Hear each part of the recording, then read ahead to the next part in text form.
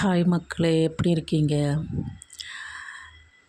நேத்திக்கு வெள்ளை அறிக்கைன்னு ஒன்று கொடுத்துருக்காரு நம்ம நாட்டு முதலமைச்சர்.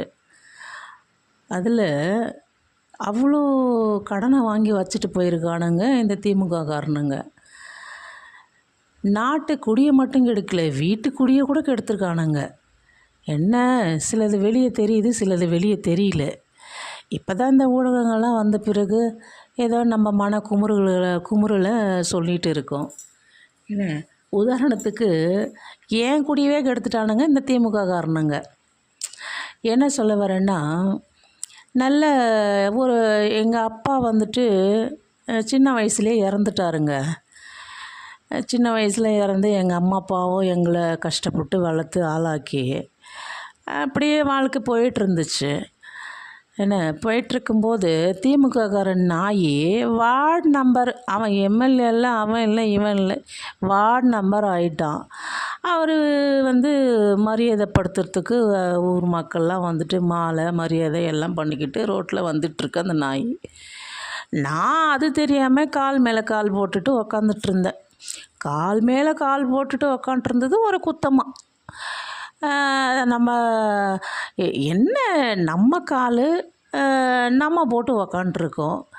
இந்த பிடுங்கி வரான்னு சொல்லிட்டு கும்பிட்றேன் சாமி நீ உனக்குன்னா இதுவாக போட முடியும்? இதில் இன்னொரு கொடுமை என்னென்னா, என் ஆத்தாக்காரி இருக்கா பாரு, ஒரு நாள் என்ன பண்ணிட்டா, ஏடிஎம்கே கொடியை எதிர பறக்க விட்டுட்டா எங்கள் வீட்டு எதிர. அதனால் என்னாச்சுன்னா, இவங்க ஏடிஎம்கேக்காரு அப்படின்னு சொல்லிட்டு ஜெயிச்சு நாய் திமுக கட்சிக்காரு. இதனால் கால் மேலே கால் போட்டுட்டு உக்காண்ட்ருக்கா அப்படின்னு ஒரு காண்டு அவனுக்கு என் மேலே. அதுக்கப்புறம் சரின்னு சொல்லிட்டு எனக்கு ஒரு நல்ல வாழ்க்கை அமைஞ்சுது. அந்த வாழ்க்கையை இவ வாழக்கூடாது, இவ வாழ்க்கைக்கு எடுத்து இவளை கெட்டு குட்டி ஷவராயிட்டு நடு ரோட்டில் இவன் நிற்கணும் அப்படின்னு காண்டு எடுத்த தேவடியா பையன் என் புருஷன் ஒரு சந்தேக பிரியாணி. என்ன, சந்தேகம் பிடிக்கிறோன்னு இன்னும் ஊசி பேத்துற மாதிரி பண்ணி விட்டுட்டான். அவள் இப்படி அவள் அப்படின்னு. என்ன, எனக்கு தாலி கட்டின தேவடியாமாவன் என்ன, இவ இப்படித்தான், இவ அப்படித்தான் அப்படின்னு சொல்லிட்டு விட்டு ஓடி போயிட்டான் அந்த புறம்போக்கு நாய்.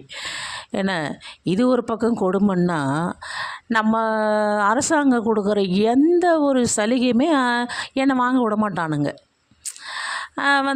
இப்படி அப்படி என்ன தான் சொல்லுவானுங்க, ஏது தான் சொல்லுவானுங்கன்னு தெரியாதுங்க. எதையாவது சொல்லி கெடுத்து விட்ருவானுங்க. இது வரைக்கும் இந்த மகளிர் தொகைன்னு ஒன்று கொடுக்குறாங்களே, சத்தி போதும் அதுவும் எனக்கு கிடைச்ச பாடு இல்லை. எந்த ஒரு